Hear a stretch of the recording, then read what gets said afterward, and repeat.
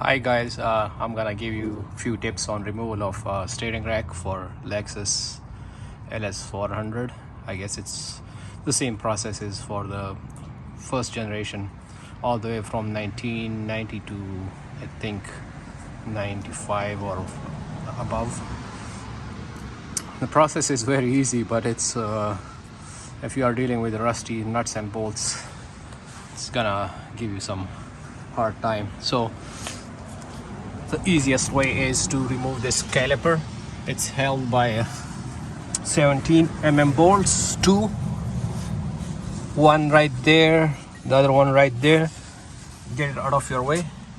And then there's a castle nut, which is, mine was 18 millimeter, so remove the castle nut, so you will be able to remove the outer tie rod.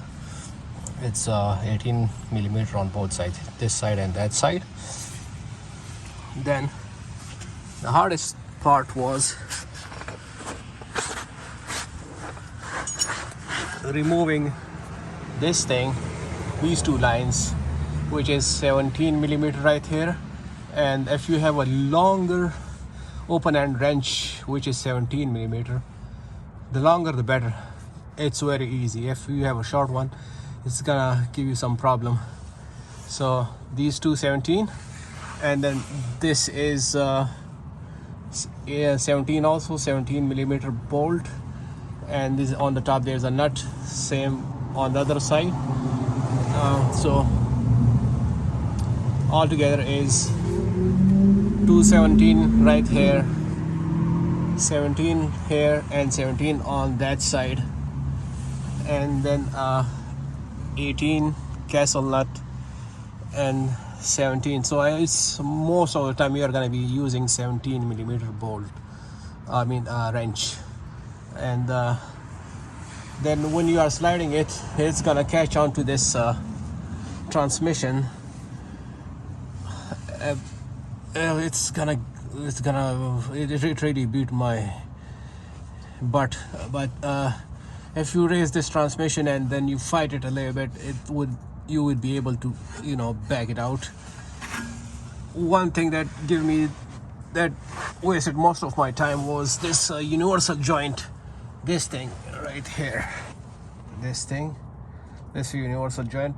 So remove the nut, the bolt from the bottom and on the top, and then pry this crack open as much as you can, and then push it hard, push it upwards. If it's not budging, just lubricate it a little bit and then try to hit it with a hammer.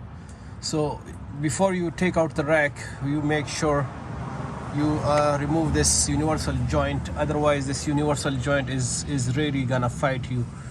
And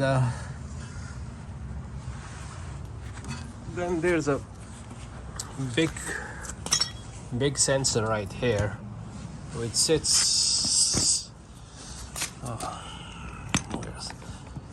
where's the damn sensor? Right here. So this sensor,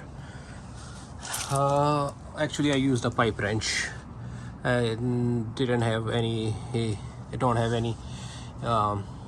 wrenches that are wide enough to catch this, so I used a pipe wrench.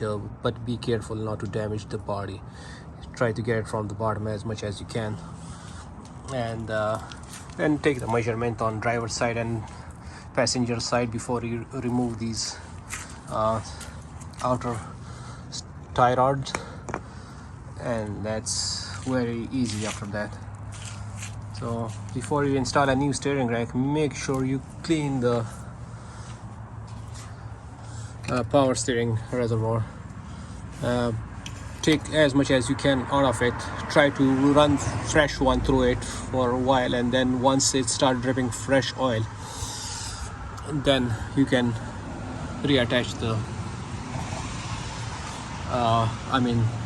bolts and whatnot. So I'm very sorry I couldn't show this to you guys because it was raining miserable and I was fighting rust. So I hope this helped you guys. Thanks for watching. Bye.